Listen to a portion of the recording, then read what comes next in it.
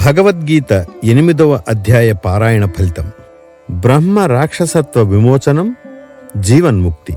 పూర్వం దక్షిణ దేశంలో ఒక ప్రసిద్ధ నగరంలో భావశర్మ అనే బ్రాహ్మణుడు ఉండేవాడు. అతను పేరుకే బ్రాహ్మణుడు కాని అనేక దురలవాట్లలో మునిగి జీవితం భ్రష్టు పట్టించాడు. ఒకరోజు అతను అధికంగా తాటికల్లు తాగి మరణించాడు. తన పాప సంస్కారం వలన మరుజన్మలో తాటి చెట్టుగా పుట్టాడు. అదే కాలంలో కుశివలుడు అనే బ్రాహ్మణుడు మరియు అతని భార్య కుమతి అనేక పాపకర్మలు చేసి మరణానంతరం బ్రహ్మ రాక్షసులుగా పుట్టి ఆ తాటి చెట్టు కింద నివసించసాగారు.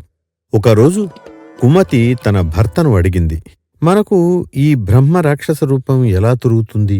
దానికి కుశివలుడు సమాధానమిచ్చాడు, బ్రహ్మ విద్య ఉపదేశం వలన గాని కర్మ రహస్యం తెలిసిన గాని ఈ దుస్థితి తొలుగుతుంది.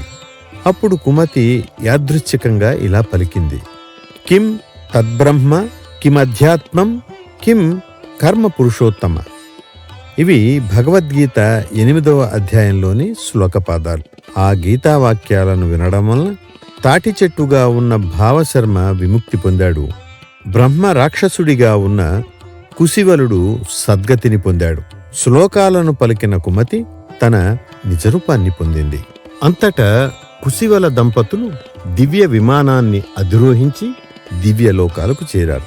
భావశర్మ మాత్రం ఆ గీతా వాక్యాలపై ఆసక్తి కలిగి 8వ అధ్యాయంలోని అర్ధశ్లోకాన్ని రాసిపెట్టి కాశీ పట్టణానికి వెళ్ళాడు. అక్కడ ఆ శ్లోకాన్ని నిత్యం జపిస్తూ అర్థాన్ని మననం చేస్తూ శ్రీహరిని ధ్యానించాడు.